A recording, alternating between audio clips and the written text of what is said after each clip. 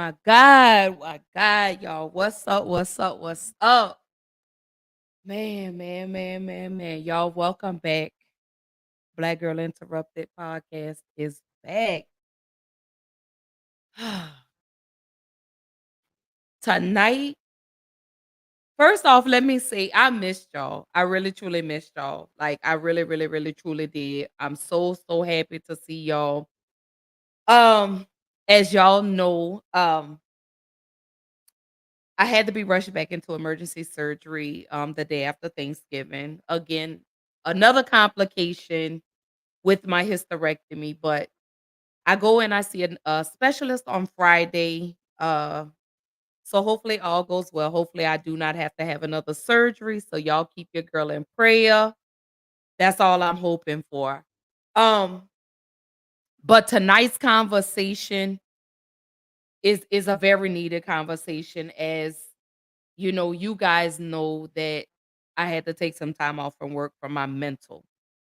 Um, mm, let me first say this. As much as we love our jobs, I really need you guys to really love your mental even more. A lot of y'all don't understand why I go as hard for mental health the way that I do. As a person that suffers from depression and anxiety, I can't stress enough how imperative it is that I need you to take care of your mental first. These jobs, these companies don't give a damn about you. Something happens to you, they're going to have somebody sitting in your chair the same day, hell, if not the next day. So, this is why I stress so much about mental health. This is why I tell people utilize your PTO, utilize the resources that are available to you when it comes to your mental health. Do not sit and suffer in silence. That's one of the things that we do, because therapy is so taboo. People tend to say, "Oh, therapists don't know what they're doing. Therapists, they don't help." I'm here to tell you, yes, they do. If it wasn't for my therapist, I wouldn't be sitting here today. So tonight's conversation is very personal to me, and y'all already know. Before I do anything, before I get started in any situation, y'all already know I always do my mental health check-ins. I always play something motivational. I always play something inspirational, something to let you guys know that you're not alone. Mm. Y'all bear with me, because I'm coming back into my in the safest space that I could have ever created for myself. So I'm back. But you already know I always have to play something motivational, inspirational to let you know you're not alone. So here we go before we jump into tonight's conversation.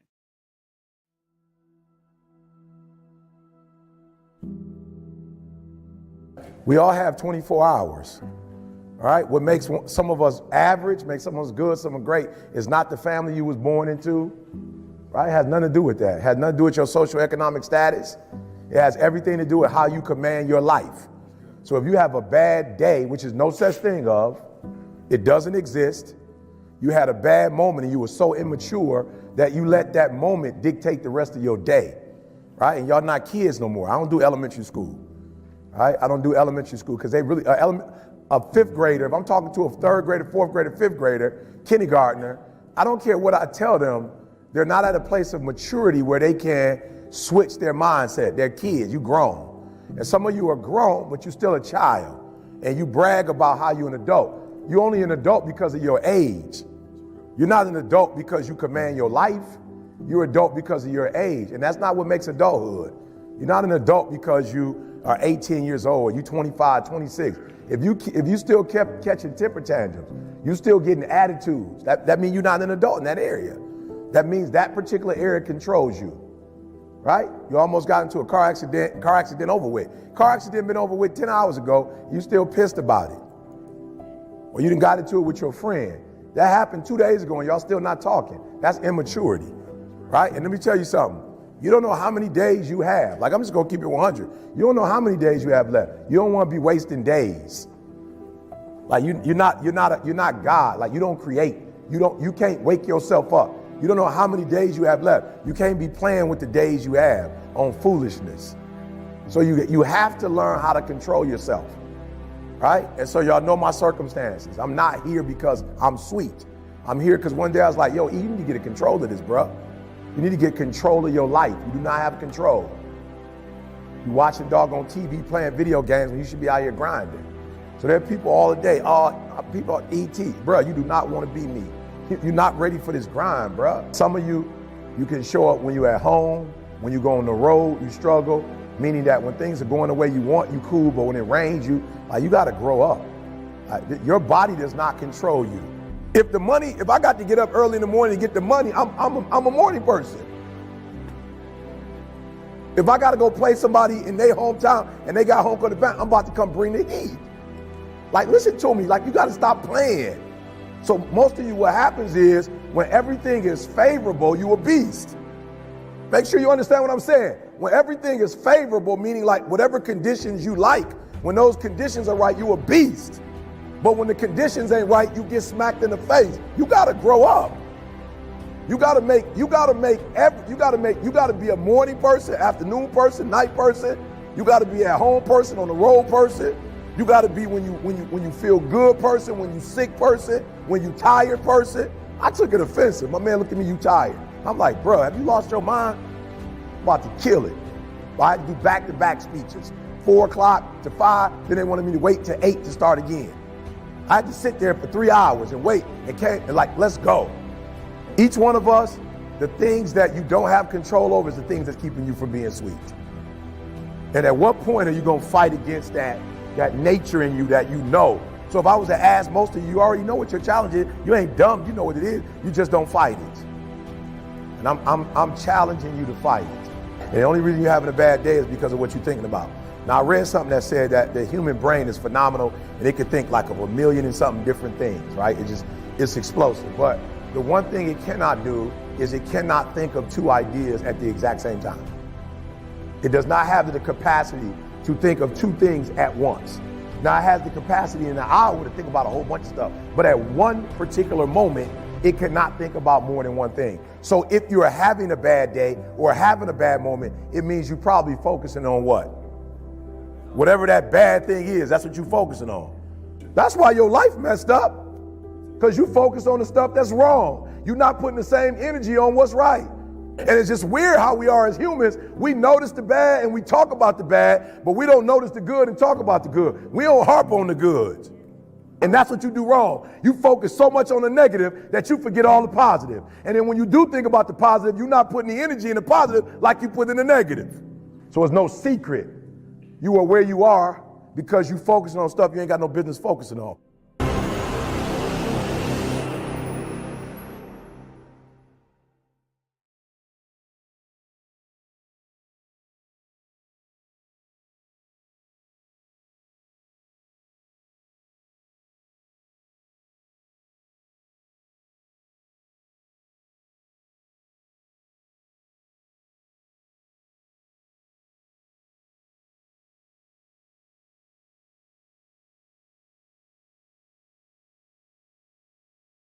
Mm. Let me just take a deep breath before I just even jump into tonight's conversation because every time I watch that video, that just gives me the motivation to get up and keep going every day. I know it's rough, y'all. I know it gets hard, but I don't want you to ever give up. I'm gonna try not to get emotional tonight, I promise. But I want y'all to never give up. Regardless of how hard, let me back up. Regardless of how hard life gets, I don't want you to ever give up. I know life can life. I know people can people. I know things can happen, but I don't want you to ever give up. I want you to keep going because we're all here for a reason. We're all here for a purpose. We're all gifted. Regardless of what people say, everyone's gifted. Everyone's talented. Everyone's a beautiful person, good, bad, ugly, indifferent. But I want you to always know that you're worth it. I want you to just really sit down and take a look at yourself and focus more on the positive and less on the negative. And like he said in the video, we put so much energy into the negative that it starts to outweigh the positive. So we have to start changing the way we speak amongst ourselves. We have to change the way we speak about ourselves. You get what I'm saying? Sometimes you have to just speak, not even sometimes, but you gotta keep speaking it into existence and just know that it's gonna get easier. God never said anything was gonna be easy. He never said life was gonna be easy. He did say weapons will form, but they will never prosper. So you have to remember that, you have to utilize that, and you have to hold on to that and just know, regardless of what you go through in life, I must keep saying this and saying this over and over and over again. Please don't ever give up. Please don't ever give up. I know it gets rough. I know it's difficult. I know it's easier said than done, but don't give up. Please don't give up. I have to say that to myself every day, Ashley. Get up, get up, keep going. I know this is not where you want to be right now, but it's you got to go through the rolls and the punches to get where it is you're trying to go. So drop in the comments. Again, y'all know before I start any show, I always do my mental health check-ins, always, because I want to know where you are mentally, emotionally, physically. Me, let me say this. When I had to go back and have another surgery, it threw me for a loop because I say, well, damn, was it even worth me going through everything that I'm going through? But maybe there's a reasoning in all of this. Maybe there's a purpose in all this. I don't know. So which leads me into tonight's conversation. Workplace bullying. What is it? How does this affect your mental? Those that have followed me from the beginning all the way until now, y'all have seen my story. Y'all have been with me on my journey. My ups, my downs, my highs, my lows, baby. Y'all have been there for me. And I appreciate y'all on that. But this one really hits a little close to home for me because I had to take some time off from work. Job burnout is real. Workplace bullying is real. Although I've never experienced it, but the person that I'm going to speak about tonight experienced it, and unfortunately, she took her life.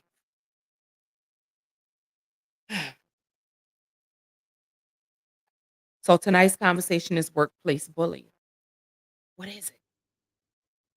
What is workplace bullying? Have you experienced it?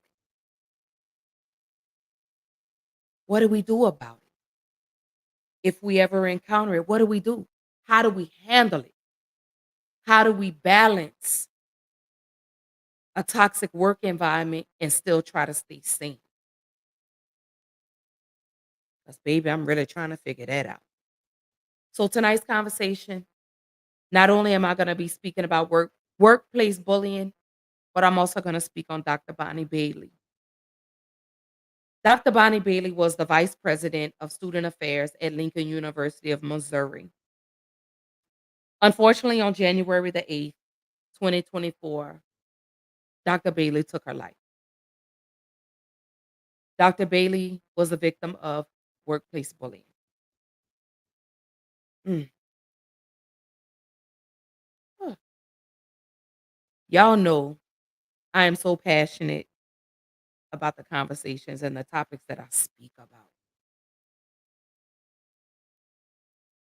This one really kind of hit close to home. So, workplace bullying, what is it? For those that don't know, workplace bullying refers to the repeated unreasonable actions of individuals that can be directed towards an employee or employees, y'all, which is intended to intimidate and creates a risk to the health and the safety of the employees.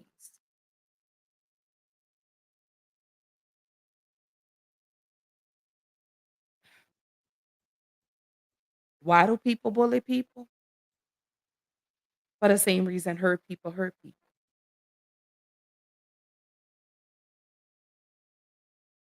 I've had the pleasure of sitting down today and speaking with a couple of people who've experienced workplace bullying to the point of these people were ready to end their lives behind a job, a place that is supposed to be a safe environment for you, a place that you utilize to support your livelihood can also be a toxic one.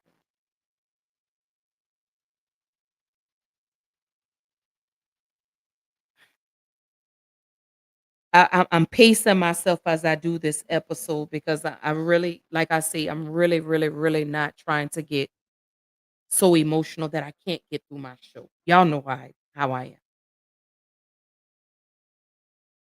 am.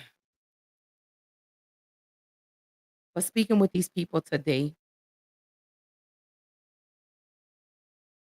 I didn't realize that I had experienced workplace bullying. At my previous employer,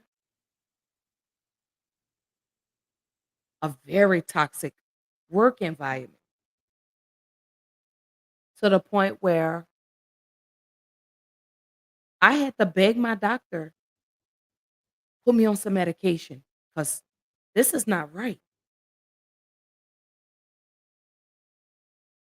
So hold tight. We're gonna go a little further into detail about workplace bullying.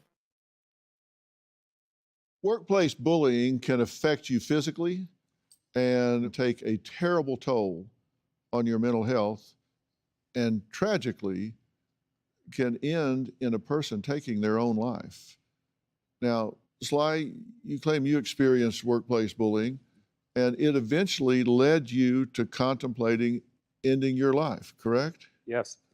I worked for corporations and startup organizations for over a decade, working with really ethical leaders. So when I decided to go out as a contractor and start doing some work on my own, I was surprised by the things that I experienced as being a contractor versus an employee because the protections aren't necessarily the same. And the amount of unethical things that I encountered were shocking. And in one organization, I was working with the government, and I basically sat at my desk for 7.5 out of 8 hours a day, not doing any work. I was asked to put together a budget and went to go meet with people to get budget numbers. And they're like, don't worry about it, just make up the numbers. I didn't feel good about it. And it was against my moral compass to get paid for not doing any work. And I was getting paid a lot of money. And so I decided to resign. One of the managers I was working with said, hey, come over to my team. So I came over to the other team, started working. But my other manager, who was very big on her reputation, started a counterattack against me and started undermining the things that I did, started a campaign to discredit me. And it just became very uncomfortable. And for me, I became stressed. I had anxiety. Then I couldn't find employment. And I'm like, what's wrong with me? And then at a certain point, I couldn't pay my bills. And I had to go to court. They wanted me to go to debtor's court because I couldn't pay. And I couldn't do it. And I was not thinking about ending my life. And I woke up. It was dark. It was heavy. I couldn't focus. And within a matter of hours, I just went into this spiral. And I called my brother Johnny because I was the caregiver for my mom. And she recently passed last year. And I just wanted to know that she was going to be okay. And he realized that I was breaking down, and he kept calling back. And he saved my life. And I want to bring awareness to the negative impacts of unethical workplace bullies and the impact and the danger that they cause to lives. And we're told to be good people, and it shouldn't be so difficult. But that's why I'm sharing my story, as painful as it is. Tell me your internal dialogue at the point that taking your own life seemed like a reasonable choice. How did I get here? I did everything that I was told to do. I was told to speak up against unethical activities. I was told to do the right thing. But I'm the one that's on the outside looking in. And the people that were doing it to me, the people that were unethical, they still have their jobs. And now I start thinking, I'm worthless. I'm no good. What's wrong with me? Why can't I do any better? So then you start transferring those feelings to yourself and blaming yourself for it. And it starts to wear you down. I didn't know what depression was. I heard the term, but I didn't know what it was until it happened to me. Workplace bullying is a real thing, and it can have a devastating impact. And it almost needlessly led to me ending my life. First off, I'm sorry for your loss with your mother. Thank you. I know that's a very difficult thing to do, and it's interesting to me that you managed that situation, but when people are tearing down your integrity and your work ethic and your morality, they're tearing down the core of who you are, and that's what got to you. That's your base. Absolutely. And for me, it was, I knew that if my moral compass was here and I adjusted just a little bit. The next time, then I say, okay, well, I was here before and it wasn't that bad. Now let me adjust again. And I said, no, that's not who I am. It was against my morals, my values, my ethics, my beliefs. And I wasn't going to change those, because if I changed those, I wouldn't be the person that I want to be and the person that I am today, that can share my story and change this so that it doesn't impact other lives. Do you have a story or a question for me? Click the link in the description and tell me what in the world is going on.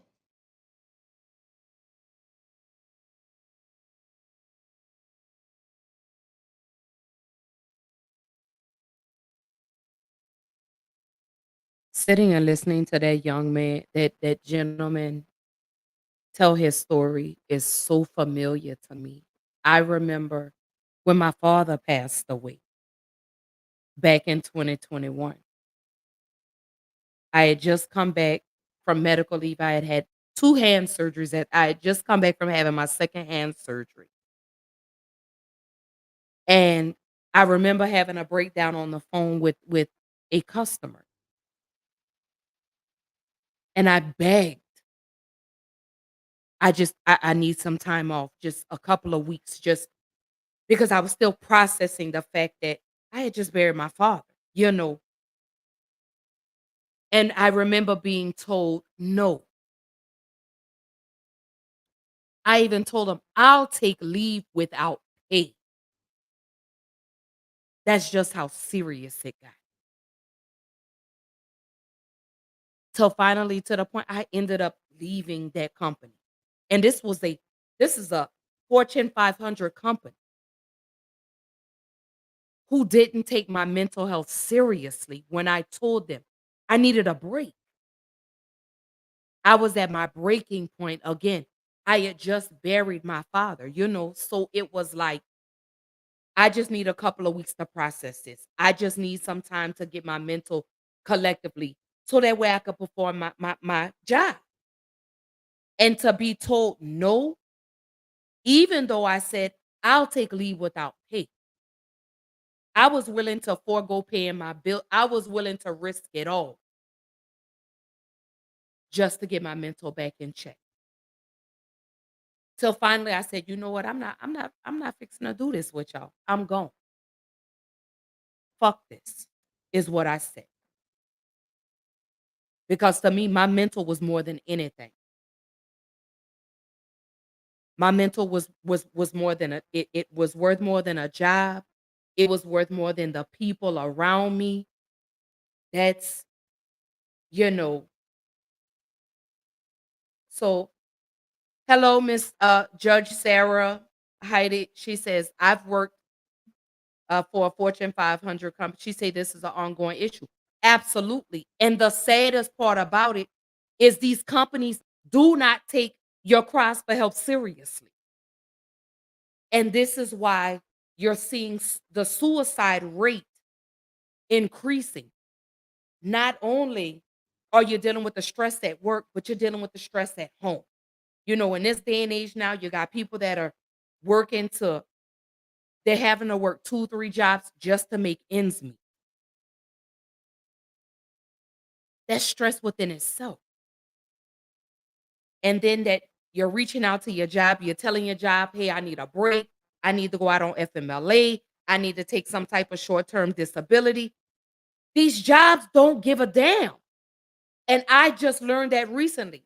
And like I say, welcome everybody to Black Girl Interrupted. My name is Ashley. I am the creator of Black Girl Interrupted.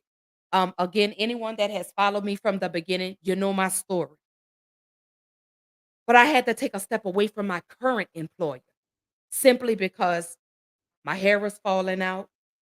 It got to the point where I couldn't sleep at night. I'm sleeping 2, 3 hours a day. I'm on medication, but nobody's listening to me. So I had to go to my doctor and I told my doctor, I can't do it. It's dark for me. And I had to take control of my mental. I really didn't realize and understand how death changes a person. I lost my father, my niece, a lady that had been in my life since I was a little girl. She was like a sister to me, all within a 6-month time frame. So I didn't have time to grieve. So it started to take a toll on my mental. And I realized I have 3 children here that need me. So I have to get my mental together. So when I went to my doctor, I told him, I said, I can't do this anymore. I'm done. I'm tired.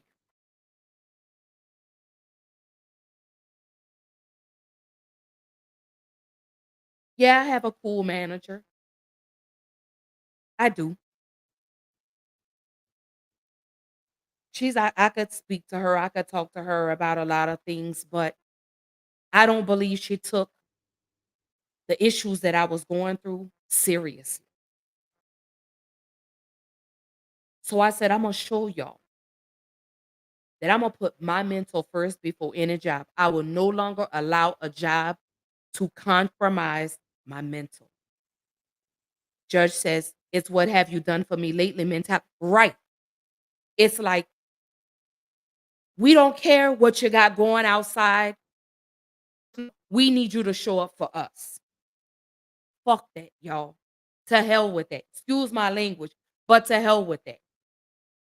Stop letting these jobs compromise your mental. Let me tell you something. That's why PTO is there. If you get to a point in your life where you feel like you just cannot go anymore, go to your doctor, utilize that FMLA. That's why it's there. Utilize that short term disability. That's what you pay for every 2 weeks. You pay for those benefits. Utilize them. Stop allowing these companies to dictate your mental. I'm not allowing not now another job. Let me see this to compromise my mental. My PTO, oh, I'm gonna use it. I don't give a damn what y'all got going on. If I feel like I'm getting back down in a dark place, oh baby, I'm gonna take that time off from work. I'm not gonna allow another company to bully me. I'm not doing it. To hell with it. I don't think y'all really understand why I go so hard and advocate for mental health. I've been in those dark places. I know what it feels like. I know what it feels like when you don't have anybody to talk to, or when you feel like you don't have anybody to talk to. Yeah, you have the employee assistance program where they say, oh, you can utilize that to get your 10 therapy sessions or your 5 therapy sessions. Sometimes you need a break from everything. And I call that a reset. And I took a reset from work. That's how I knew when I started making simple mistakes, when my sleep habits started to change, when it got to a point where My hair started falling out. I'm irritable. I'm frustrated. I was experiencing job burnout. These jobs, they hear you. They just don't care. As long as you show up for them, that's all that matters. These people, let me tell you, if you die today or tomorrow, baby, let me tell you, they're gonna have your job posted before they can even take your body out the morgue. We're so loyal to these companies, they're not even loyal to us. I sit and I listen to people when they say, "Oh, girl, I can't afford to take off." I get it. Use that PTO, baby. That's paid time off, and that's also preparing the others. What can we do, y'all? We have to take care of ourselves. We have to take care of ourselves. A lot of y'all don't understand the effects of workplace bullying and how that can affect your mental health. Workplace bullying, it could be detrimental to your mental health and your emotional well being. Listen to me, y'all. Follow me with this. Workplace bullying can cause stress, anxiety, and depression. 45% of people who have been subjected to office bullying suffer health related issues due to stress. And I got this from the ZipDo data. Y'all already know anytime I speak on these topics, I'm going to always give you statistics. I'm not going to ever pull anything out of the air, out of the sky. But 45% of people experience that have been subjected to the office bullying suffer health related issues due to the stress. Do you know stress is the number one killer?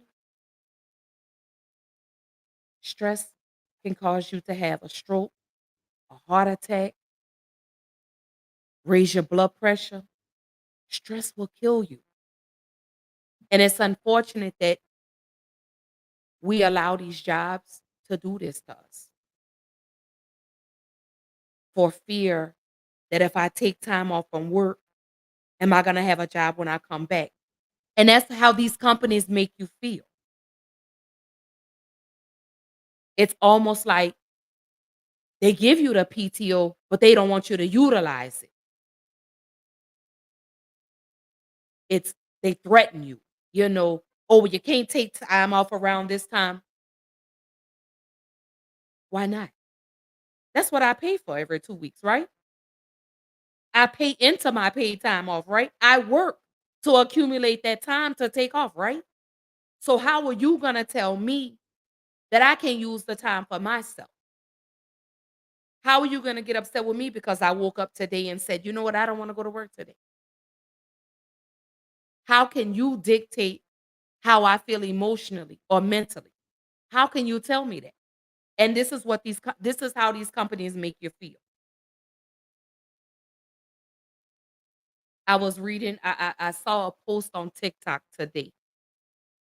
A man got into a car wreck. And when I say a very bad car wreck, and the boss or his manager, whoever the person they were communicating with, said, well, what time do you think you're going to be able to make it into work today? So, are you serious? This person could have been killed, and all you're concerned with is them still being able to come to work. Not how are you? Are you okay? Is there anything I could do? But are you still coming into work today? When I saw that post, y'all, it made me sick in my stomach. But shit like that it's real.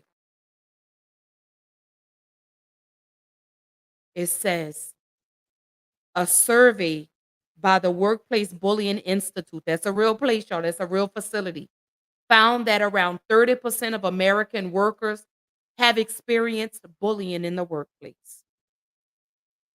30%.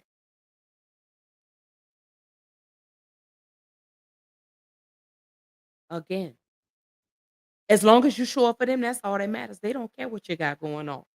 They don't care that you just got into a wreck. They don't care that you had to rush your baby to the emergency room at 3 o'clock in the morning. They don't care. We just need you to come to work. We need you to show up because we have important deadlines we have to meet. That's all they're concerned with.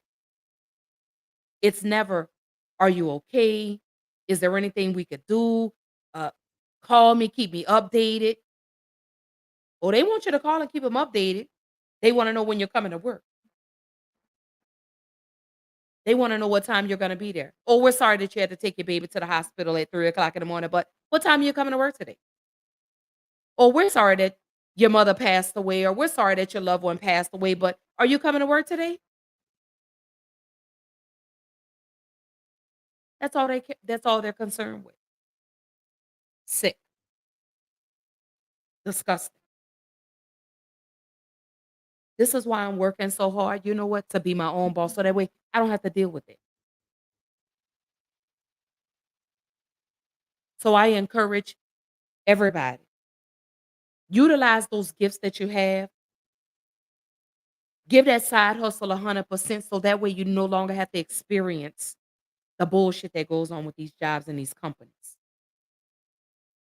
Because all they're concerned with is you showing up for them. Going back to her comment, she says, again, it's what have you done for me lately mentality. I just need you to show up for us. We don't care about anything else. Sick, sad. Also, it says more than 60% of workplace bullying cases result in the resignation of the bullied employee while the aggressor remains at the company 70% of the time. Let me reread that again. More than 60% of the workplace bullying cases results in the resignation of the bullied employee. So, which means we're the ones that end up quitting while the bully still stays there to torment somebody else.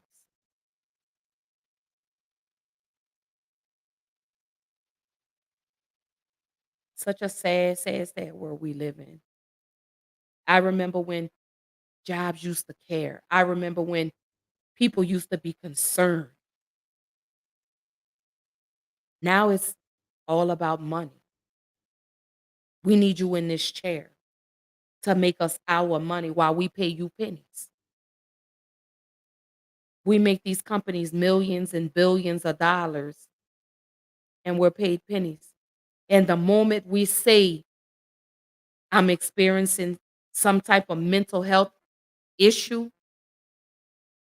oh, well, we're sorry, but, but, it's never we're sorry, period. It's always we're sorry, but we still need you to come to work today. We still need you to do this for us today. We still need you to do that for us today. That's what it's come down to. So I found a video, y'all, that really explains what to do if you experience workplace bullying. But before we even get into that, how do you even recognize what workplace bullying is? Drop in the comments and let me know. How do you recognize what workplace bullying is? I pulled up a couple of bullet points that some of y'all may can relate to. Some of y'all may be experiencing this right now. So it says, your tormentor constantly makes hostile comments, insults, and digs at you, ridiculing the way you talk, look, act, and behave. They may even call into question, how did you get this far in your career? I've experienced two of those. I won't disclose the company, but just know it's a Fortune 500 company. that were very hostile to me when I went to them and told them, "My father passed away. I need some time off from work." Yeah, they gave me my little 3 bereavement days. 3 days?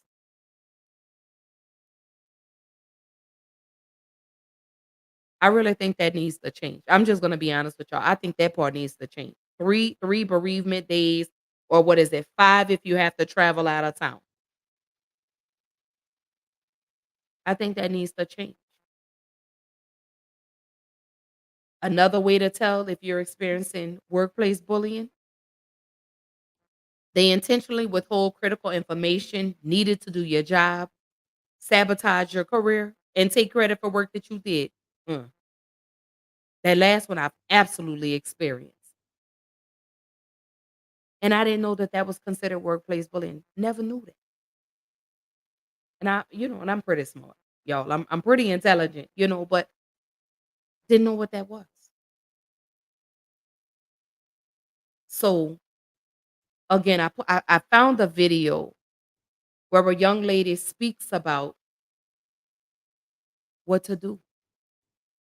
Here we go. Hey guys, this is Anne Marie coming at you as the anti-HR lady. And today I'm going to give you a little HR tip about recognizing or identifying workplace bullying and things that you can do about it. So what's workplace bullying?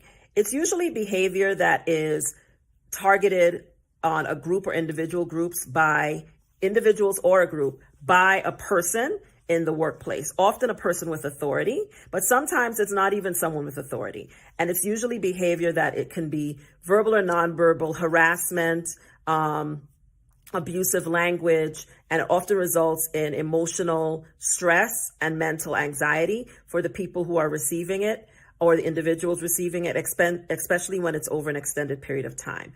So once you recognize that you are at the receiving end of workplace bullying, what can you do about it? And is there anything that you should be aware of? The answer is yes. You can do something about it, and there are things that you should pay attention to. So the first thing to do is, of course, recognize bullying for what it is. But once you do recognize that you are dealing with a bully, whether it's your manager or coworker, there are things that you should do immediately. An important thing to remember is, regardless of the type of bully you're dealing with, it's not necessary for you to accept the behavior. If someone is engaging in abusive behavior towards you in the workplace, you have the right to ask them to stop. You do not have to accept it, whether they're doing it to everyone or they're targeting you. One of the first things that you should do is to tell them that you feel that they're bullying you and you would like them to stop, and then document their response, whether there's retaliation, whether they change their behavior, because those are things you would also want to report to HR when you raise the issue with them. One of the first things that you should do is start documenting, right? So get a documentation journal. I actually have one at the link in my bio. Start documenting your workplace from the first day of employment. It's extremely important. I have a blog post that I wrote about why it's important and why you should do it from the very beginning, right? So start documenting, start writing down the incidents, who was there, when it happened, and so on.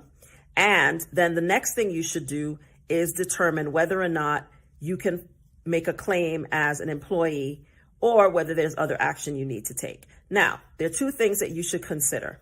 First of all, does your employee handbook have an anti-bullying policy? Many employers now have those kinds of policies, but many do not.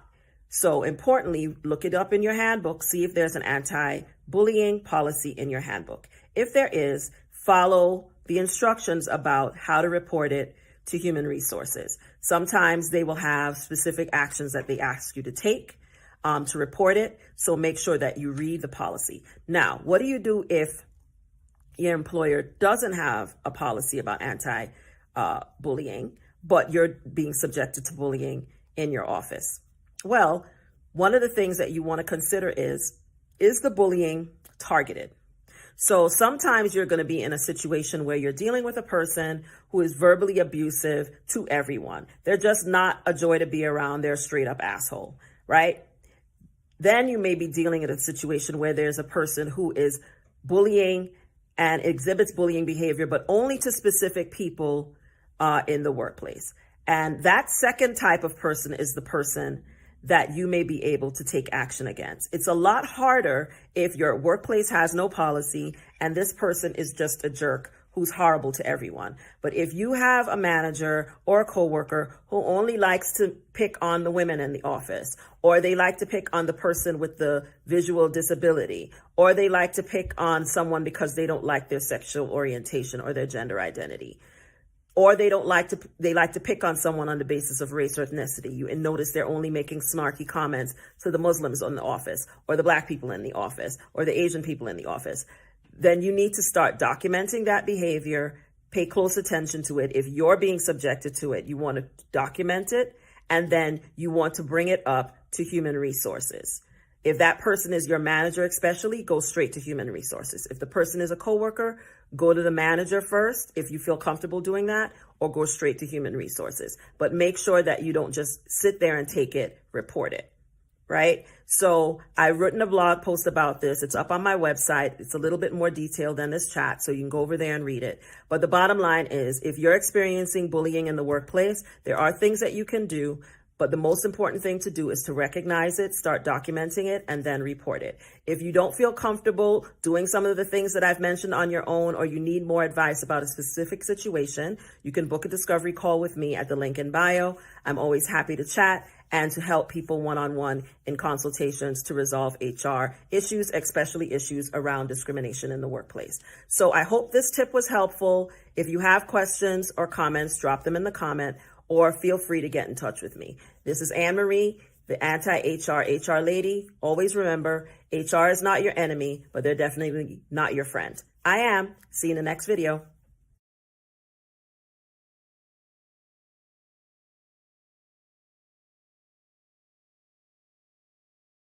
That last part was so accurate because HR works for them. They don't work for you. And I found that out the hard way, that HR works for them.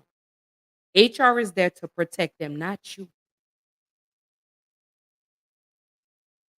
So some of the tips that she said, that she stated, um, was to, if you ever how do you handle the workplace bullying?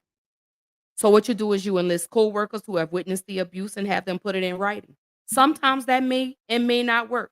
Sometimes you work with people that don't want to get involved, so they're not going to help you. So now you got to do this on your own. Another thing, ask for a transfer to another department. That may not work. They may block you from going to another department.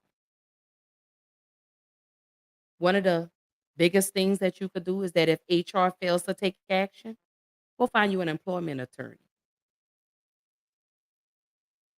And if all else fails, quit and find you another job.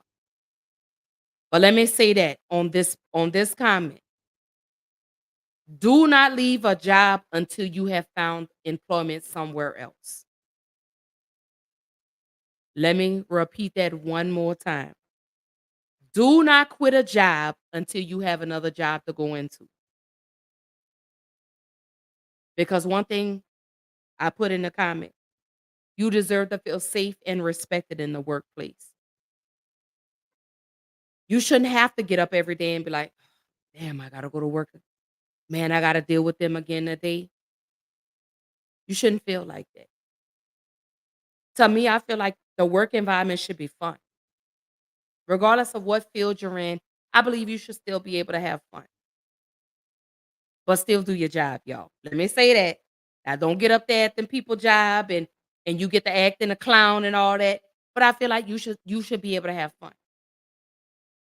Me personally, I'm an introvert, so I don't interact with everybody that I work with. I can count on one hand the number of people that I talk to at my current place of employment.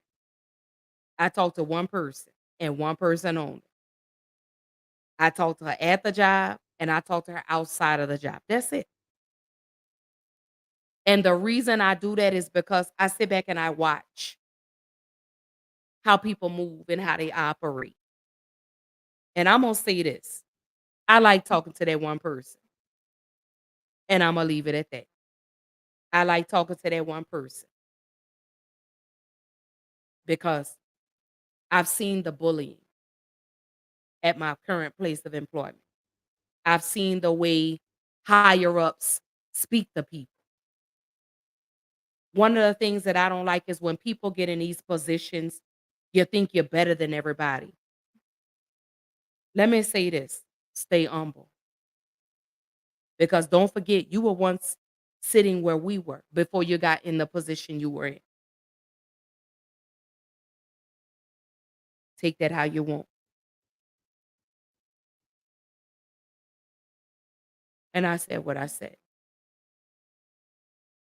I don't regret it and I won't take it back because I think it's unfortunate how you talk to people. And then you wonder why you can't keep good employees. You wonder why it's a revolving door. Because let me say, not even say I think companies have forgotten how hard it is to find good employees. And when I say good employees, I mean they come to work, do their job, don't create toxic workspaces. But y'all make it very difficult for the good employees to stay, but you'll keep the ones that ain't shit. You'll hold on to those, but you'll run your good employees out the door with the toxic work environment. My last employer wanted to bombard me with everyone else's job, but didn't want to give me any more money. So when I spoke about it, they created a very toxic workspace for me. So I said, okay. I still got up, went to work, but was still looking for another job in the process. So while I was out on my medical leave, the day that I was supposed to come back, I sent an email that morning and told them I will not be returning to your place of employment because I was not going to allow that job to compromise my mental. And this is what I stress to everybody. I've made multiple posts throughout the week and I've told y'all, stop allowing these companies to compromise your mental health. And I'm going to say that over and over and over and over and over and over and over again. Utilize that PTO, baby. Let me tell you something. I don't give a fuck about nobody that I work with at that job. And what you got going. I'm gonna utilize my PTO. That's why you're there. I'm gonna utilize my PTO. Those that follow me, I'm gonna repost. Um, I made a post with the well, let me say this. I posted a link with some tips on how to maximize your PTO, how to get more days off throughout the year. So I'll go back and I'll repost that on my page for those that follow me. So let me jump into still the same conversation, but I want to speak on Dr. Bonnie Bailey.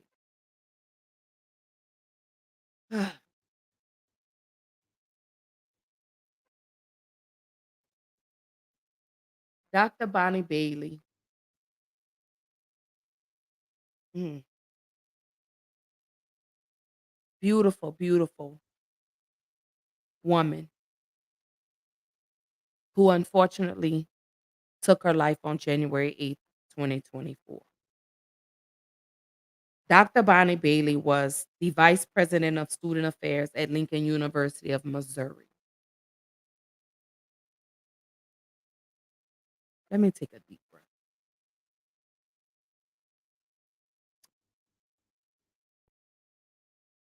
Hmm.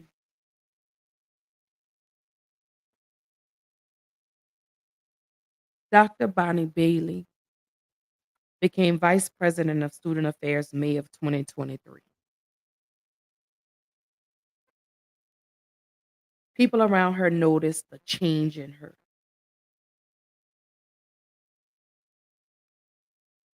Dr. Bailey started to experience some mental health issues. Dr. Bailey reached out not only to her higher up, but the higher ups above her higher up, pleading,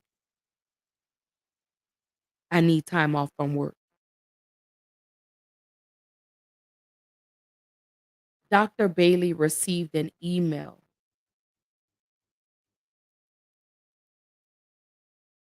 that pretty much told her, we're not getting involved in that. Dr. Bailey was having some issues with the president, in which Dr. Bailey reached out. She sent emails and was met with, oh, we're not getting involved in that. This woman begged and pleaded for time off from work to get her mental together. This woman was bullied to the point where she could no longer take the pressures and ended her life January the 8th of 2024.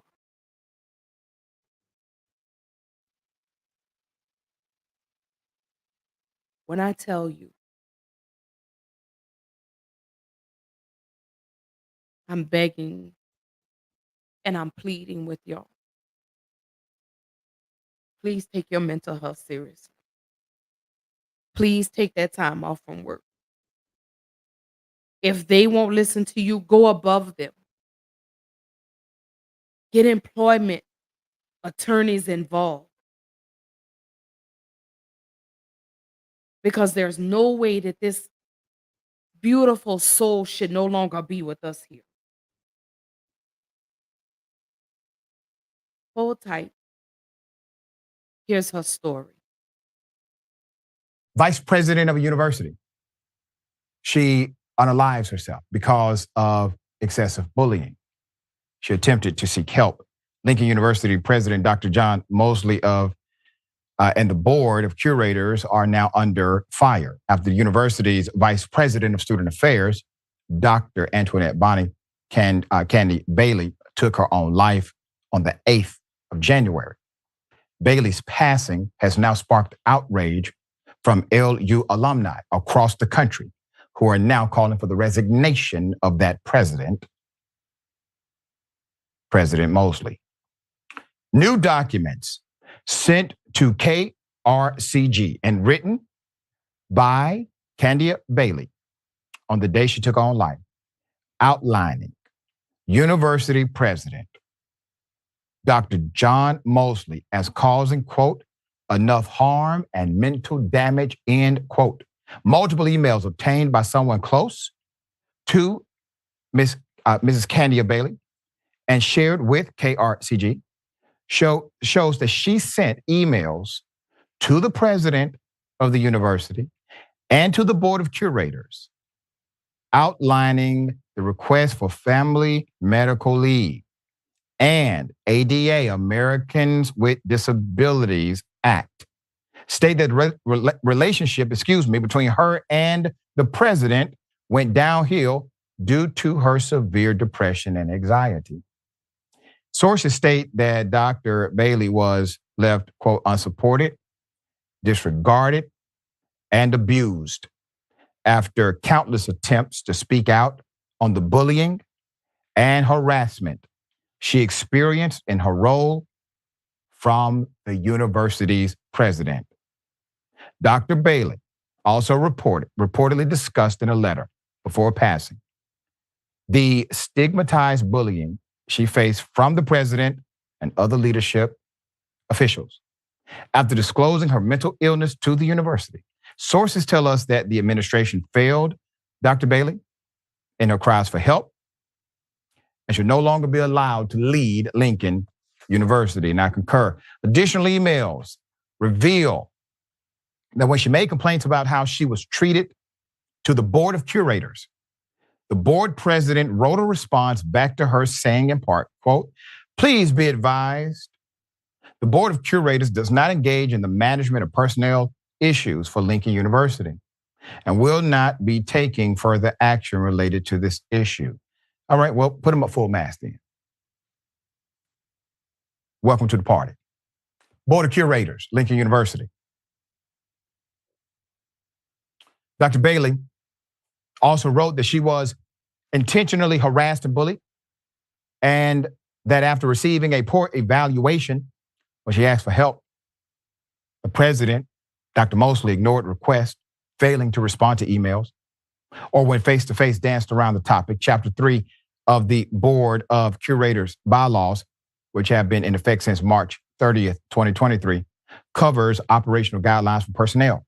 That section of bylaws is unclear whether the board can take on any personnel or HR issues outside of hiring in certain circumstances. In her final email to the president of the college on the day of her death, Dr. Bailey also asked for only select members of her sorority to be allowed to collect her things, saying, Roseanne can speak with my family from the administration. You're not to have any contact. You've caused enough harm and mental damage. KRCG has reached out to the administration at Lincoln University. They have declined to comment at this time. On Thursday, the Board of Curators called a meeting for Friday at 3 p.m. with a partially open session agenda. The Jefferson community is now rallying for accountability, utilizing the hashtag #FireMosley to help raise awareness and shed light on the beloved VP alumni's tragic passing. University president has to go. Your board of curators, in my opinion, are feckless leaders. Somebody should have had an ounce of humanity.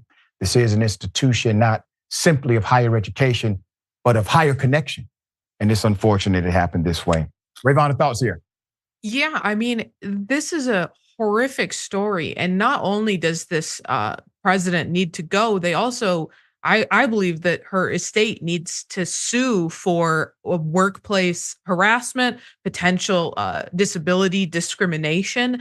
This is mortifying. And, we talk about bullying a lot in relation to children in school, but bullying is something, that we see perseveres into adulthood, particularly in the workplace. And, as the details laid out here, she was being harassed by her direct supervisor, by the person in a position of power above her. And she reached out to support from the board and they shot her down. All of these people had a role to play in her taking her own life and this tragedy. And, there needs to be severe repercussions and insurances that that they're going to take meaningful steps to ensure that this never happens again.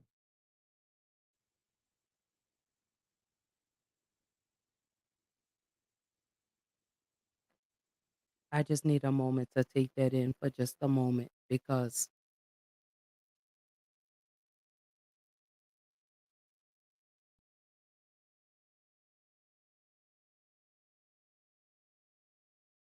again, there's no way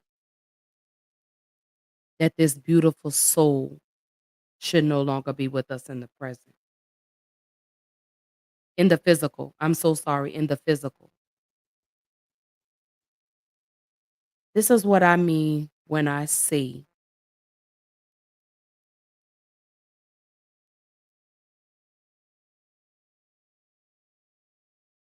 take care of your mental.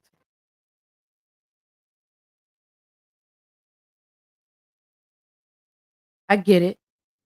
There are people out here that pretend that something's wrong with them. I understand. But this woman here was begging,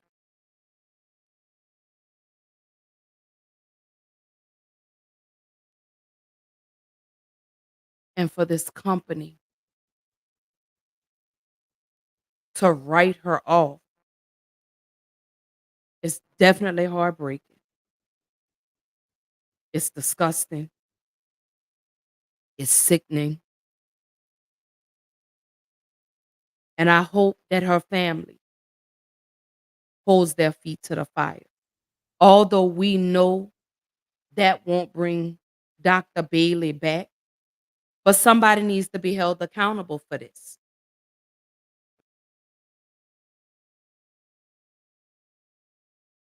When I took my time off from work,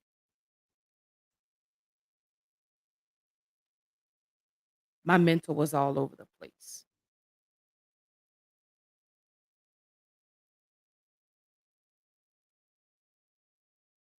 No, I hadn't been there long enough to utilize my FMLA, but I just knew I couldn't go another day.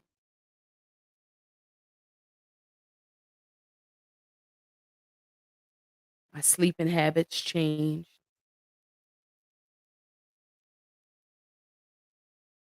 My hair falling out.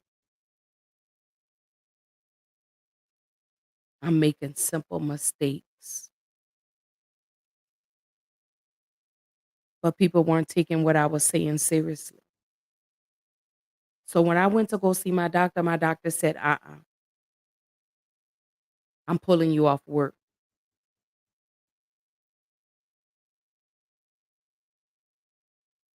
And it was an involuntary leave. I didn't go in and say, hey, doc, I need some time off from work. He said, I'm pulling you off work.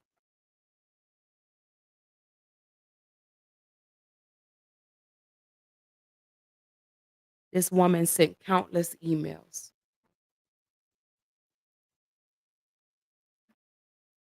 Not only was she bullied by her direct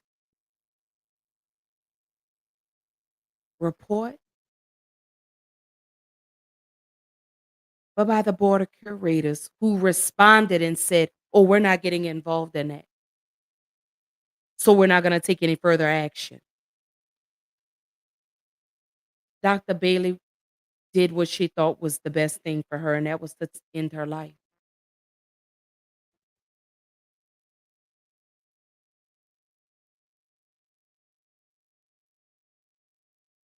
Dr. Mosley has been placed on paid. Let me stress that paid administrative leave. I feel like he should be fired.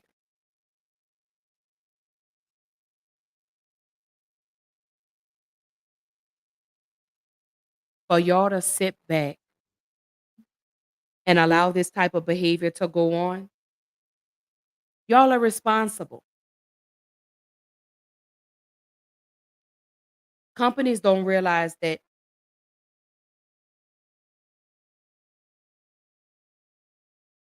y'all contribute to the mental health of your employees. I'm so sorry. Let me correct it. Employees. If your employee comes to you and tells you they're experiencing some type of mental health crisis and you know this and you do nothing about it, you're just as culpable. Do I feel like Lincoln University needs to be held accountable? Absolutely. And I don't even mean for the financial, but I feel like every person on that board of curators needs to be looked into. They need to be investigated because who's to say, excuse me, that this is the first time that they've done this?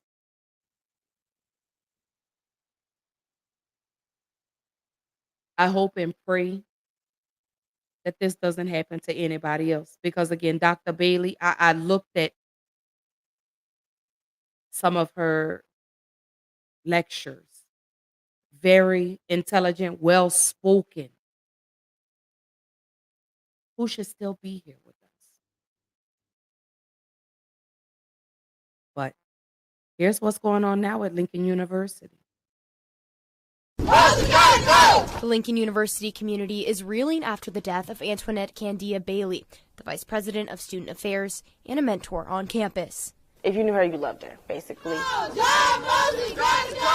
But since then, there has been an outcry from students and alumni to have Lincoln's current president, John Mosley, removed. I've said early on in the administration that Dr. Mosley was a novice, and he's demonstrated his lack of skill and leadership in this capacity. Sherman Bonds, the Lincoln University National Alumni President, sent a letter to the Board of Curators following an email. She wrote a manifesto, a letter to Dr. Mosley,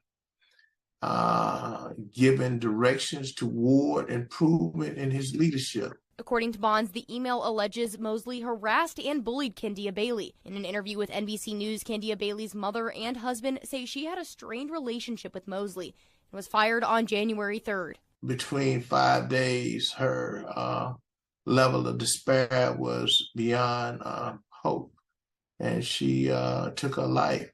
In a press release, the university says it values mental health, saying, quote, "As a board, we are committed to make certain the mental health of Lincoln University employees is a priority and that every employee is always treated with dignity and respect." But students like Zoe want more from the university. I do look forward to seeing the resignation or firing of Dr. Mosley. I just feel like at this point we're under poor leadership. And says it goes further than just Mosley. This is unprecedented in terms of what we expect from the board of curators. We expect compassion, we expect resolve, and we expect immediate action, and we don't have that. Ellie LaLiberte, KMU8 News, Jefferson City. Thanks for watching. Stay updated about breaking news and top stories on the NBC News app or follow us on social media.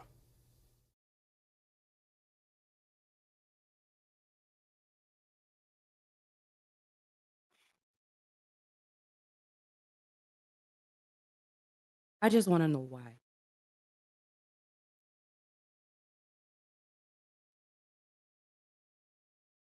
I really want to know why these emails went unanswered. I want to know why her mental health issues weren't taken seriously.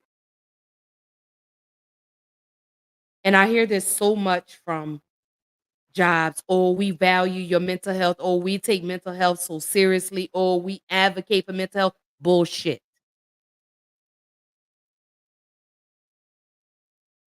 You know what? Let me retract that. Some companies do, but a majority of them don't. Again, a majority of these jobs just need you to be there for them. They're not concerned with what you have going on. Whether it be mentally, whether it be physically, whether it be something with your children, they don't care. They just want you to be there for them. That's all they want you to do. We need you to show up for us. We're sorry you're going through what you're going through, but it's gonna get better. But I need this on my desk by 5 o'clock today. Those are the responses that people are being met with, and then you wonder why suicide is on the rise. These jobs will stress you. I remember a guy my sister used to work with had a heart attack at his desk at work. At work. Let me see this. For 2024 and beyond, we're no longer allowing these jobs to disrupt our mental. We're going to take that PTO. We're going to utilize that PTO. That's what we're going to start doing. We're going to utilize that PTO. We're not going to sit and let that PTO accumulate at the end of the year. Hell no. I'm utilizing my PTO this year and every year after that until I become my own boss, because that's the goal. We're going to use that PTO. We're going to take that time off from work, even if it's not saying you have to go out of town or you got to take a trip, baby, even if that's just a self-care day where you just lay in the bed all day and you just relax. Where you just lay in the bed and you watch your favorite show, where you just do nothing. We're utilizing that PTO for 2024. We're no longer allowing these companies to dictate when we take time off from work. I'm not going to let you tell me when I can and can't utilize my PTO. I may wake up tomorrow and say, you know what? I'm going to use a PTO day. I may wake up and do that. I'm not going to let you tell me when I can and can't take off from work. To hell with it. Now, again, I'm not saying go into your job and do all that rah-rah to the point you get fired, but we're utilizing PTO for 2024.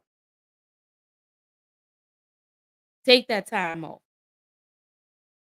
Stop allowing these jobs to hold you hostage and tell you, "Oh, well, well, we can't be, we're gonna black out the days," because that's your problem.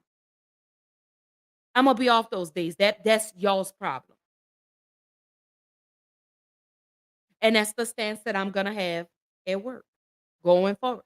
I'm utilizing my PTO. Don't call me on my day off. Don't text me on my day off.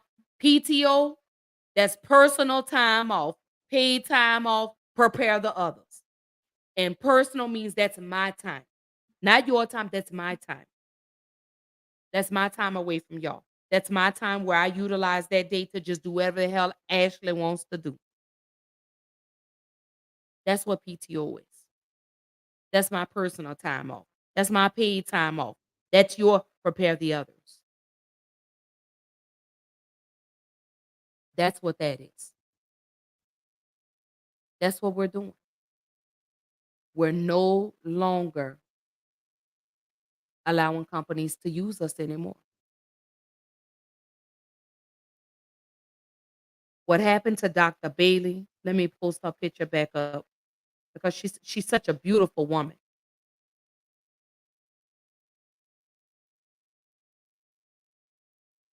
Dr. Bailey told them, "I'm struggling. I need some time off. I need a break." Her direct supervisor bullied her. You gaslit this woman. You antagonized this woman. But he's out on paid leave. Again, those emails. Dr. Bailey wrote she was intentionally harassed and bullied, and that after receiving a poor evaluation, when she asked for help, he ignored her request or when face to face, danced around the topic.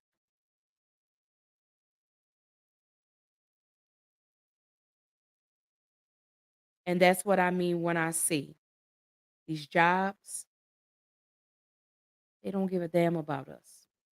They care more about what you could do for them and less of what we could do for you.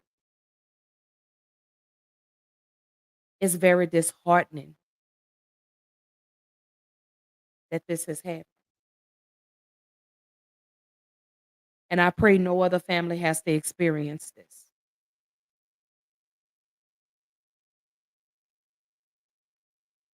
Some of the things that we could do is that the impact of bullying. 61% of bullying is same gendered. 43% of remote workers are bullied. 43%. And I'm a remote worker and have been for the last 4 years. 30% of American adults are bullied at work. And then you have 76.3 million workers, excuse me, are affected by bullying. Again, I told y'all, let me remove this banner out the way. But there are 4 psychological complaints that result from workplace bullying, and that's depression, anxiety, stress, and burnout. And when I tell y'all, I've experienced all 4. Even with my current employer, I've experienced all 4.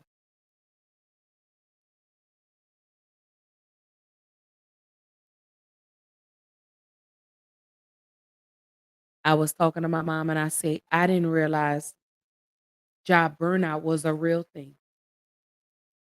My mama said, yeah, that is. I like my job, y'all. Don't get it twisted. But I'm burned out at the same time, if that makes sense.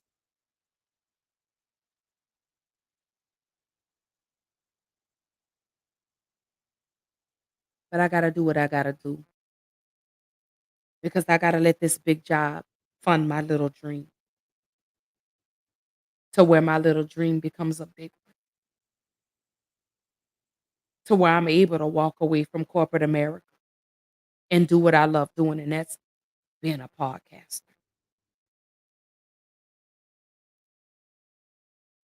Whatever gift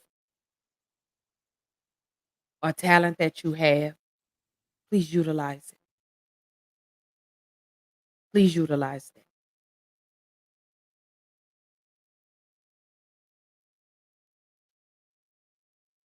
I'm gonna go ahead and roll into the final thoughts for tonight. Workplace bullying is a real thing.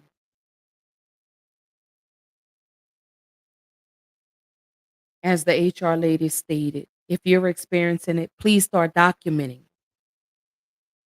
Write down the dates, the time, the person or the people that were there. Take it to HR.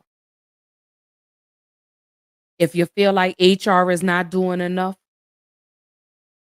get in touch with an employment attorney and see what your next steps are. When it comes to your mental, take care of yourself. Put yourself first because I can guarantee you if something happens to you, they're going to have your job posted the same day, if not the next.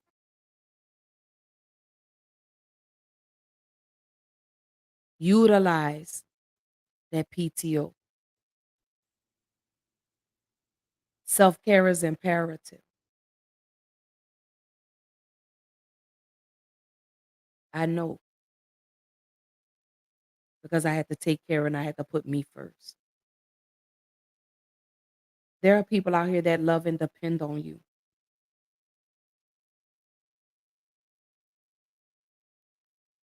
Put them first. Take a break if you need to. There's nothing wrong with that. And don't let your employer tell you or make you feel like if you take time off from work, you're going to lose your job because I've seen that happen too.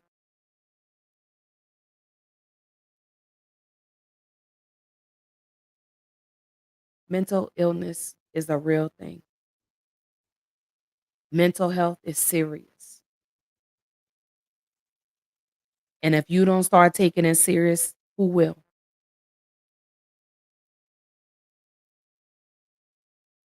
That job is still going to be there tomorrow. It's not going to kill you to take a day off from work or 2 days or a week, 2 weeks, whatever. They'll be all right. That's what the other employees are there for. You taking a day off from work is not going to kill them. It's not going to make them lose any type of money.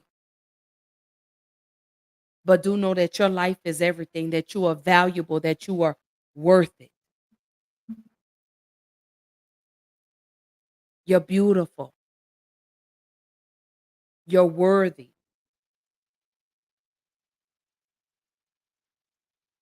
That time is for you. Don't feel bad on those days off that you don't answer those calls or you don't respond to those emails. They'll be there when you get back.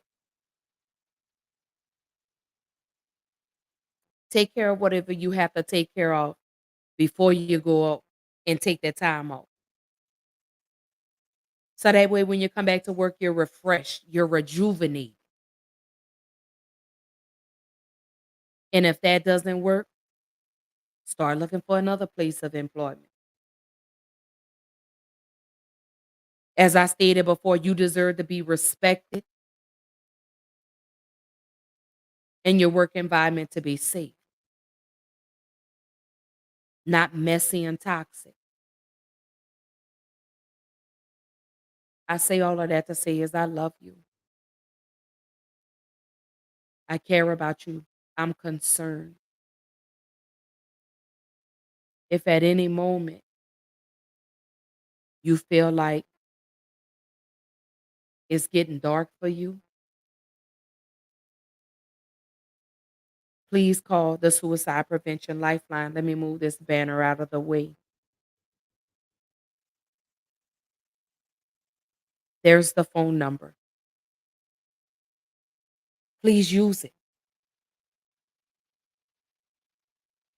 Take advantage of your EAP, which is the Employment Assistance Program that does offer anywhere from 5 to 10 free sessions with a therapist.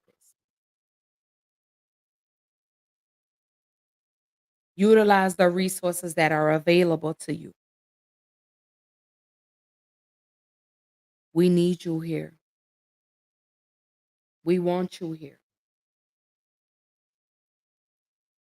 Here's another link.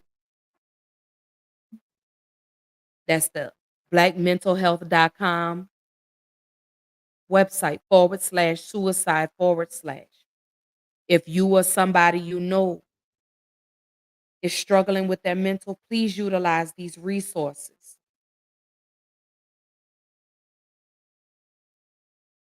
Please do it before it's too late.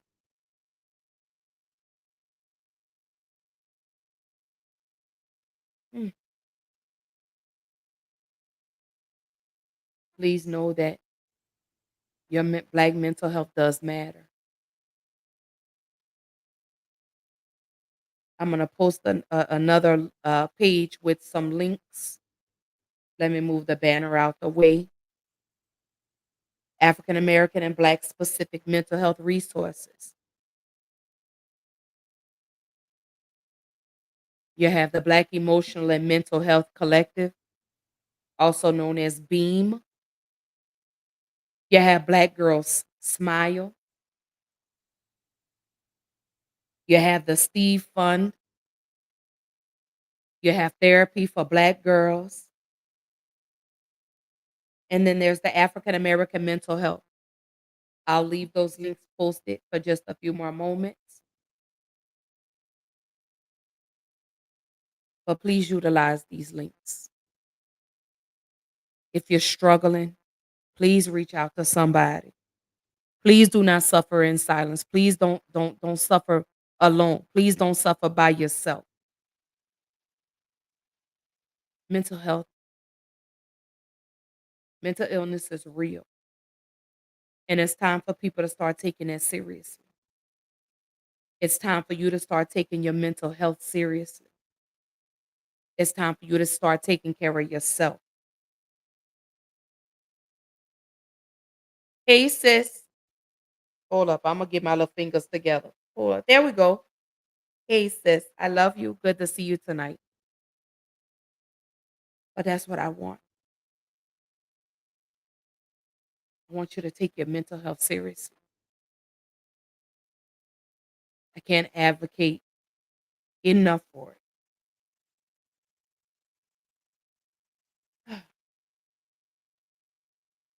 I got a little choked up, but I made it through an episode that I didn't cry. It was hard. I made it through. So now that Black Girl Interrupted podcast is back and in full swing, baby, I'm coming out the gate swinging on y'all. So now that football season is over, well, not completely over, but um, Black Girl Interrupted will now go back to every Tuesday and every Thursday at 8:30 p.m. Central Time. The upcoming episodes for Black Girl Interrupted podcast, it's about to get tense, baby. So Thursday night's episode, I will be discussing the 215 bodies that were found behind the jail in Raymond, Mississippi. Um, I'll be speaking into that. That is complete genocide. Uh, and I will be speaking on that. Uh, just kind of see, we're just gonna kind of roll out in January, just but February is gonna get deep. I'm about to offend a lot of people, but y'all know I really don't give a I don't care. Uh, but yeah, but Thursday night we will be discussing the Police cover up in Mississippi.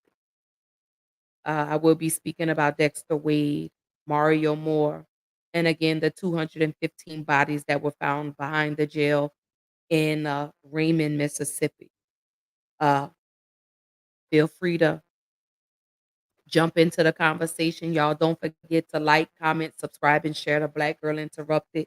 If there's any conversations or topics that you would love for me to bring to the table, please send me an email to Black Girl Interrupted Podcast at gmail.com. I'm open to all topics, um, all conversations. If there's something going on in your city that you want me to bring to the forefront, please don't hesitate to let me know. And we can make it happen.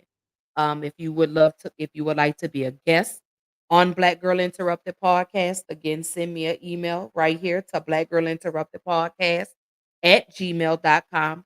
I will definitely set up a time where we can collectively get together and see what day works for you.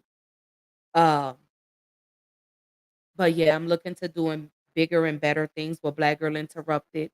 Um, I will actually, with Black Girl Interrupted, I'll be participating in a project, speaking into mental health. And I'm very excited about that. I have some great collaborations that are coming.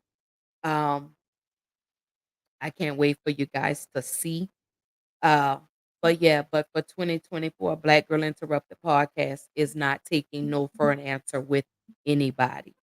Um, I will put this disclaimer out. I will support who supports me. So let me go ahead and go on record, even though I've made a post. Please do not send me invites to like your business if you don't support mine. I know that's a little blunt and direct, but it is what it is at the end of the day. I've poured so much support into people and I've gotten nothing in return. So I'm going to stand on business with regards to that. I'm not trying to sound arrogant or cocky, but again, I can no longer support unsupportive people. So take that for how you will. Uh, on that note, I am going to go ahead and bring this episode to a close. I will see you guys Thursday at 8 p.m. Central Time, 9 p.m. Eastern Time. Again, I will still be streaming live on YouTube, as well as I will be streaming to Twitter. I will also be holding Twitter spaces in between the time. Um, oh, yeah, but I'm about to do it real big for 2024. Uh, so I'm no longer gonna speak on that. You just have to sit back and watch the glow up. But I love you guys. Happy Tuesday. Uh, I love you. I love you. Again, thank you to the ones that tuned in tonight. God bless you. I hope everyone has a beautiful rest of the night. I hope Wednesday will be a beautiful thing. Oh, I do want to throw in the fact I may be jumping on Wednesdays for Wellness Wednesdays. Um, maybe not long episodes, maybe anywhere from 30 to 45 minutes, just maybe giving you some wellness tips to make help you make it through the week and on into the weekend. Haven't worked out the specifics with regards to that, but that has been put out for me to do with regards to doing things on Wednesday. But again, I'm looking forward to doing beautiful, beautiful things with Black Girl Interrupted this year. Uh, looking forward to the collaborations that I do have cooking up. Uh, I excited about working on this project again, regards to mental health. Um, again, catch me on Twitter. I will be in hosting again Twitter Spaces. I will be doing some live things on TikTok. But yeah, I got a lot of stuff going on for Black Girl Interrupted podcast. Again, I'm interested in collaborations. Um, so yeah, let me post the email back up here. Again, it is Black Girl Interrupted Podcast at gmail.com. Any ideas, any topics, whatever it is you want me to talk about, shoot me an email. Let's set up a time where we do a Google Meet meeting uh and work out the logistics and just go from there. But again, thank you guys for tuning in to another episode of Black Girl Interrupted. It absolutely feels great to be back. in my space. Um, I don't know what else to say, but I love you guys again. Happy Tuesday. I hope everyone has a great rest of the night. Oh yeah, I do want to let you know. Black Girl Interrupted, the Black Carpet Experience, is coming in 2024. I know I was supposed to have launched it last year, but some things came to pass that we had to really kind of push some things back. So I am looking for Black entrepreneurs, business owners, whatever it is that you do. I want to sit down with you. I want to know your story. I want to know how you got started. So stay on the lookout for the Black Carpet Experience. For those that don't know, here is the promo video for the Black Carpet Experience. Here we go.